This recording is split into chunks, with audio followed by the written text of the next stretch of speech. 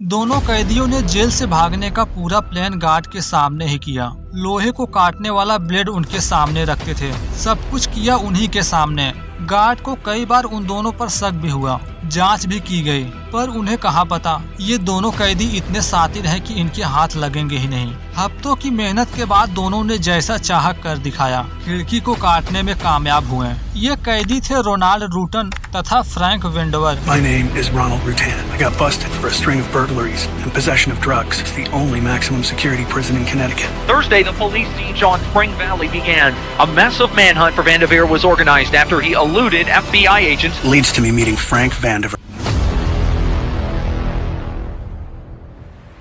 Story की शुरुआत हुई आज से लगभग 30 साल पहले, सन 1991 को। यह है यूएस का समरसेट काउंटी जेल। उस समय इस जेल को अमेरिका के सबसे सुरक्षित जेलों में से एक माना जाता था। उस टाइम जेल में था रोनाल्ड रूटन नाम का कैदी। रूटन को कई बार चोरी तथा ड्रग्स रखने के जुर्म में पकड़ा गया था। इस अपराध के लिए उसे 19 साल की सजा मिली है। जेल में जितने भी प्रिजनर थे सभी को कुछ न कुछ काम दिया गया था। इसी तरह रूटन को भी किचन में डिब्बे तथा बक्सों को रिसाइकिल करने का काम सौंपा गया है। यह काम रूटन के लिए कोई बहुत बड़ा नहीं था। उसका मानना था यह एक अच्छा काम था उसके लिए। जेल में सजा काटते हुए काफी लंबा समय हो चुका था। इसके बावजूद अभी तक उसका जेल में कोई भी साथी नहीं है। वह पूरे टाइम रहता था अकेला, जिसका सबसे बड़ा रीजन है कि वह किसी पर भी भरोसा नहीं करता। पर किचन में काम करते हुए उसकी मुलाकात रोनी नामक बंदे से हुई, जो काफी शांत किस्म का शख्स है। पर थोड़ी बातचीत के बाद उसे एहसास हुआ शायद से यह उसके किसी काम का नहीं है, क्योंकि इस तरह वह 19 सालों तक सजा काटने वाला नहीं था।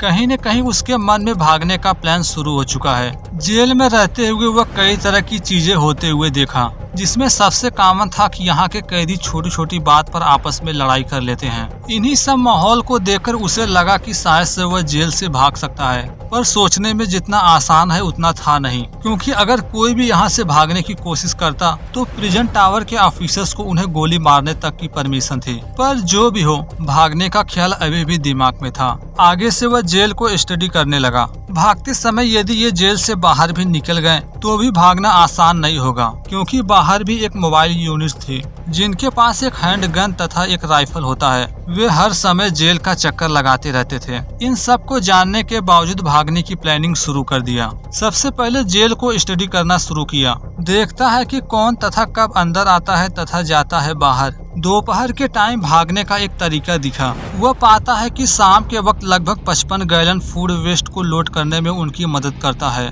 यही देखता है जब खराब ड्रमों से भरे भोजन को बाहर ले जाता था तो कोई भी गार्ड जांच नहीं करता था ड्रमों की। सोचा क्यों न एक दिन इन ड्रमों के अंदर ही छुप जाऊं। पर यहाँ पर भी दो प्रॉब्लम थी। हो सकता है ड्रम का ढक्कन बंद होने से उसका दम घुटने लगे। अगर वह यहाँ पर भी बच गया तो क्या भरोसा गेट पर गार्ड उसे पकड़ ले। काफी सोचने के बाद फैसला किया ऐसा करना सेफ नहीं है। उसे ऐसा प्लान बनाना होगा कि वह किसी भी कीमत पर पकड़ा न जाए। आगे सोच ही रहा था कि तभी उसकी मुलाकात एक फ्रैंक वेंडर नामक कैदी से हुई। इसे एक स्टॉक ब्रोकर की हत्या तथा धोखाधड़ी के लिए 40 साल की सजा हुई है। शुरुआती बातचीत से रूटन को उस पर भरोसा नहीं था, इसलिए भागने की प्लान के बारे में उससे डिस्कस नहीं किया। मगर फ्रैंक के बातचीत से एहसास हुआ कि वह उसके साथ दोस्ती करना चाहता है। अभी के लिए वह सिर्फ इधर उधर की बातें किया। जब तक उसे फ्रैंक पर पूरी तरह से भरोसा नहीं हो जाता तब तक वह किसी तरह की कोई बातचीत नहीं किया। इसके बाद से उसका पूरा ध्यान फ्रैंक पर गया। वह हर समय उस पर नजर रखता रहता, क्योंकि कहीं न कहीं उसे भी पता है कि यहाँ से भागने के लिए उसे किसी साथी की जरूरत होगी। समय के साथ उसे फ्रैंक के बारे में काफी कुछ पता चला। दरअसल वह एक क्रॉस ड्रेसर है। क्रॉस ड्रेसर उन्हें कहते हैं जिन्हें डिफरेंट जेंडर के कपड़े पहनने का शौक होता है। यानी यदि वह कोई गर्ल हो तो उसे बॉय का कपड़ा पहनने का शौक होगा, यदि कोई लड़का हो तो उसे लड़की के कपड़े का शौक होगा। फ्रैंक के बारे में काफी कुछ पता चलने के बाद उसे लगा कि शायद से वह उस पर भरोसा कर सकता है। जैसा कि दोनों का काम किचन में है, इसलिए आगे से रूटर उस पर नजर रखने लगा, क्योंकि अब तक जो उस पर भरोसा नहीं कर रहा था अब वह उससे दोस्ती करना चाहता आता है। अब तक फ्रैंक को भी एहसास हो चुका था कि रूटर उससे दोस्ती करना चाहता है, इसलिए जब रसोई का काम कंप्लीट हुआ सभी लोग बाहर चले गए, पर ये दोनों रहे अंदर ही। इस तरह इनका बातचीत शुरू हुआ। देरी किए बगैर जेल से भागने के बारे में बात करने लगे। दरअसल फ्रैंक भी काफी लंबे समय से भागना चाहता था। हर बार नई नई तरकीबें ढूंढने की कोशिश करता, पर उसे ऐसा कोई रास्ता मिला ही नहीं जिससे वो भाग सके। इधर उधर देखने के बाद इनकी नजर सामने के विंडो पर पड़ी। दोनों ने फैसला किया कि हम इसी खिड़की से भागेंगे, पर खिड़की को पार करने के लिए उसके सलाखों को काटना होगा। इसके लिए उन्हें कई सारी ब्लेड की जरूरत होगी। पहली प्रॉब्लम यहीं से शुरू हुई, मगर रूटर ने कहा कि मैं एक ऐसे शख्स को जानता हूं जो हमारा काम आसान कर सकता है। उसने उस बंदे से बात भी की। वह उन्हें मात्र $120 में ब्लेड लाकर देने को रेडी हो गया। उसे ब्लेड लाना था किचन में, इसमें पकड़े जाने के चांस सबसे कम थे। वह उसे खाने के सामान में छुपाकर आसानी से किचन तक ला सकता है। अगले दिन स्नीकर के बैग के साथ रसोई में पहुंचा। पहली बार जूते के बॉक्स को देखा तो उसे लगा ये क्यों लाया है, पर जब उसे ओपन किया तो हेक्सास ब्लेड था उसी के अंदर। यहाँ उसने कहा कि अभी के लिए हम सिर्फ 2 ही ब्लेड ला पाए हैं, हम पर भरोसा रखो, बाकी ब्लेड हम समय के साथ यहाँ पहुँचा देंगे। वह ये सब इतने कॉन्फिडेंस के साथ इसलिए कह पा रहा था क्योंकि जब गाड़ी से खाने का सामान किचन में लाया जाता है तो गार्ड उसे मेटल डिटेक्टर से नहीं चेक करते हैं। कभी कभी गार्ड तलाशी लेते थे पर हमेशा नहीं। रूटर दोनों ब्लेड को ले जाकर फ्रैंक को दिखाया। अभी के लिए ये दोनों ब्लेड को अलग अलग जगह पर छुपा दिए। बाहर आकर जेल को चारों तरफ से देखा जाने लगा। यहाँ ये पाते हैं कि जेल के चारों तरफ 2-2 बार फ्रेम है। भागते वक्त इन्हें दोनों फ्रेम को काटना होगा। जो शख्स ब्लेड इन्हें जेल में लाकर दे रहा था अभी तक इन्होंने उसे पूरे पैसे नहीं दिए थे। फ्रैंक ने कहा कि सुबह होने से पहले हम पैसों का इंतजाम कर लेंगे। दोनों ने ऐसा किया भी। कुछ कैदियों के पास पैसे थे, ये किसी तरह से उनसे पैसे लेने में कामयाब हुए। यहाँ ज्यादातर पैसे फ्रैंक नहीं दिया क्योंकि इस तरह के काम वो पहले भी कर चुका है। जेल में पैसे मंगाना उसके लिए कोई बड़ी बात नहीं थी। भागने का समय भी फिक्स कर लिया गया जो था रात के 9:30 बजे, क्योंकि तब तक रसोई में कोई नहीं रहता। पूरा पैसा मिलने पर उसे बाकी का ब्लेड भी मिल गया, पर इस बार ब्लेड मिला सेल में। अब इन्हें गार्ड से बचकर उसे किचन तक ले जाना था। जाते वक्त मेटल डिटेक्टर से गार्ड सभी कैदियों की जांच करते थे। रूटर ने यहाँ पर थोड़ी सी चालाकी की। कैदियों तक भोजन पहुँचाने वाली ट्रॉली अभी भी अपने सेल के पास ही रखा था। जब किचन की तरफ जाने लगा तो ब्लेड को छुपा दिया भोजन में ही। इस तरह वह बड़े आसानी से ब्लेड को किचन तक पहुंचा दिया। किचन का काम कंप्लीट करके ये दोनों बाहर आए। ये भले ही खिड़की के सलाखों को काट लें, पर ये बाहर तभी निकल पाएंगे जब दोनों बार फ्रेम को काटने में कामयाब होंगे। अंदर आकर दोनों ने इसी पर डिस्कस किया। यदि किचन रूम, गार्ड टावर तथा फ्रेम को 3D में देखें तो ये कुछ इस तरह दिखेगा। इन्हें सबसे पहले खिड़की के सलाखों को काटना होगा। खिड़की से बाहर निकलते ही इन्हें करीब 40 गज दौड़कर फ्रेम तक पहुंचना होगा।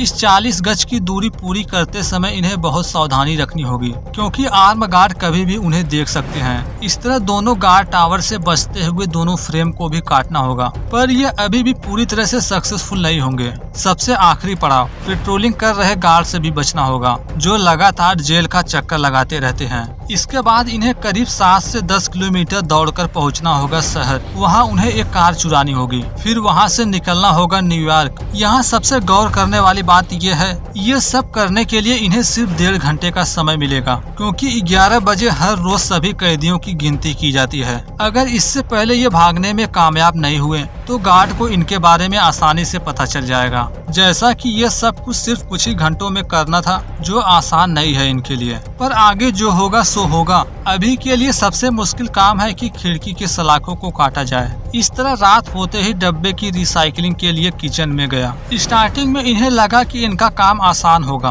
क्योंकि जब डिब्बों की रिसाइकलिंग के लिए कमरे में जाते थे तो अंदर से दरवाजे को बंद कर सकते थे। ये पूरा काम करीब 1 घंटे का होता था, यानी खिड़की के सलाखों को काटने के लिए इनके पास हर रोज 1 घंटे रहेंगे। डिब्बे की रिसाइकलिंग के समय इन्हें एक प्रॉब्लम दिखी। दरअसल दरवाजे में एक ग्लास लगी थी जिससे गार्ड बार बार अंदर देख पाते थे कि आखिर हम कर क्या रहे हैं। अगले सेकंड इसका भी तोड़ धोड़ लिया। वहीं पास में कई सारे ड्रम थे। दरवाजे तथा खिड़की को ढकने के लिए ड्रम को उसके साइड में लगा दिया। सब कुछ सही होने के बाद ये तुरंत अंदर गए।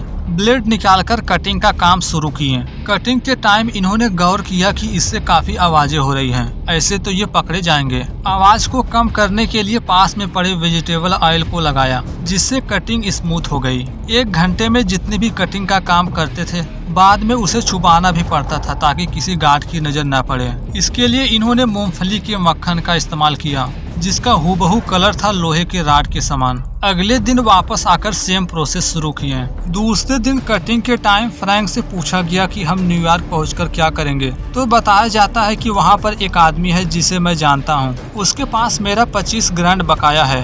उन्हीं पैसों से नकली पासपोर्ट बनवाएंगे और फिर वहां से रवाना होंगे मैक्सिको के लिए। वहां राजाओं की तरह रहेंगे। बातचीत में ही ये रेतीले समुद्री तट के कल्पनाओं में ही खो गए।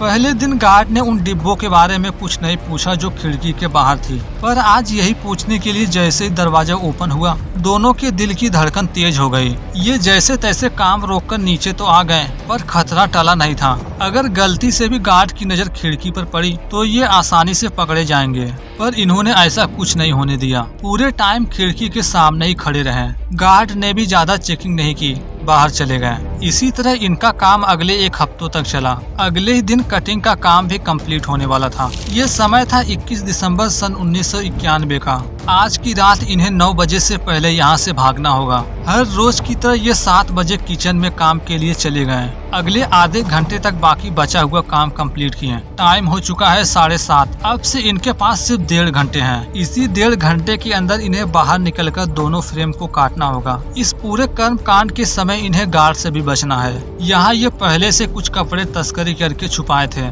7:30 बजते ही ड्रेस चेंज किए। खिड़की के सलाखों को उखाड़कर पीछे के साइड निकले। अगले कुछ ही सेकंड में ये गार्ड टावर से बजते हुए पहुँच गए पहले फ्रेम के पास। दोनों के पास काफी मजबूत कटर है जो आसानी से फ्रेम को काट सकता था। जैसे ही पहला फ्रेम काटना शुरू किए, इतने में देखने को मिला कि पेट्रोलिंग कर रहे गार्ड आ रहे हैं इन्हीं की तरफ। दोनों जल्दी से नीचे लेट गए। अगले 5 से 10 मिनट तक ऐसे ही लेटे रहे। गार्ड के जाने के तुरंत बाद कटिंग का काम शुरू हुआ।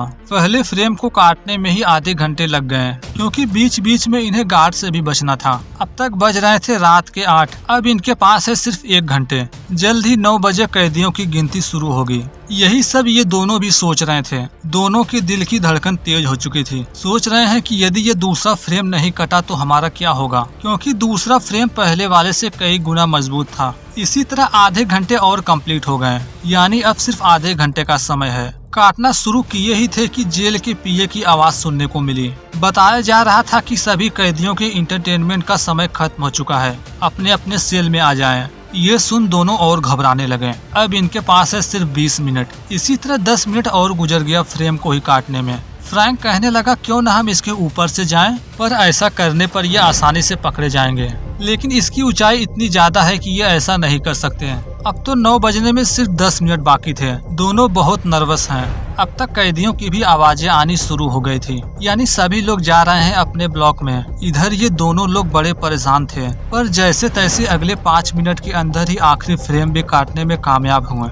इस तरह टाइम ओवर होने से पहले दोनों फ्रेम से बाहर निकल गए। 9 बजते ही गार्ड सभी कैदियों की गिनती करना शुरू कर दिए। सभी की तरह उन दोनों के सेल में भी पहुंचे, पर इन्हें कहा पता वे दोनों हो चुके हैं 9, 2, 11। दोनों के सेल में कोई नहीं। जब बाकी कैदियों को दोनों के भागने की खबर मिली तो वे बहुत खुश हुए। गार्ड को चिढ़ाने लगे। ऐसे रिएक्ट कर रहे थे मानो जैसे यही जेल से भाग चुके हैं। और देरी किए बगैर पुलिस दोनों को ढूंढने के लिए उसी टाइम निकल पड़ी। उस पूरे एरिया को ब्लॉक कर दिया गया। ना कोई उस जगह से बाहर जा सकता है, ना ही आ सकता है अंदर। जबकि दूसरी ओर वे दोनों अभी भी लगातार भाग रहे हैं। जैसा कि इन्होंने सोचा था, ये करीब 7 किलोमीटर भागकर पहुंचेंगे पास के शहर में। 2 घंटे भागने के बाद ये लगभग पहुंच भी चुके हैं, पर इसके बाद इन्हें किसी गाड़ी को चुराना है। पर दूर दूर तक कोई भी गाड़ी नहीं दिखी। अब तक पुलिस भी उनके नजदीक आ चुकी थी। उनके जासूसी डॉग के भी भौंकने की आवाज सुनाई पड़ रही थी। फ्रैंक डरने लगा। कहने लगा यदि गाड़ी जल्द से जल्द नहीं मिली तो सब कुछ यहीं खत्म हो जाएगा। वहाँ से भागकर जैसे ही हाईवे पर पहुँचे, सामने दिखाई पड़ी एक कार। दोनों ने उस बंदे की कार चुराई और हो गए 9, 2, 11। कार चोरी होते ही इसकी खबर पुलिस को भी मिली। एग्जैक्ट लोकेशन पता चलते ही पुलिस दोनों के पीछे पड़ गई। रात को ही न्यूयॉर्क में टोल पार करके पहुंच चुके थे न्यू जर्सी। आसपास के इलाके में रात गुजारी। सुबह एक कपल के घर में पहुंचे। जहां हथियार की नोक पर उनका पिकअप ट्रक चुराकर वहां से भी हो गए 9-2-11। वहां से थोड़ी दूर पहुंचे थे कि इन्हें पुलिस दिखाई पड़ी। पहली बार दोनों उनकी नजरों से बच गए, आगे पकड़े न जाएं, इसलिए पिकअप ट्रक के लिए एक दूसरी लाइसेंस प्लेट चुरा लिए। इस तरह अब पुलिस को पता नहीं चलेगा वे किस पिकअप ट्रक में हैं। अब केवल पासपोर्ट के लिए पैसे की जरूरत थी। पैसा मिलते ही निकल जाएंगे मैक्सिको के लिए। इसी तरह अगले 1 हफ्तों तक उन्हें ढूंढा गया। अब तक हर जगह उन दोनों के बारे में ही खबर चल रही थी। 1 हफ्ते बाद उन दोनों को ढूंढने की जिम्मेदारी FBI को दे दी गई। अगले 1 और हफ्ते तक जांच चली, पर दोनों का अभी तक कुछ पता नहीं चला। जेल से भागने के 16 दिन बाद 14 जनवरी सन 1992 को FBI को कॉल आया। बताया गया कि दोनों को न्यू जर्सी के एक शॉपिंग मॉल में देखा गया है।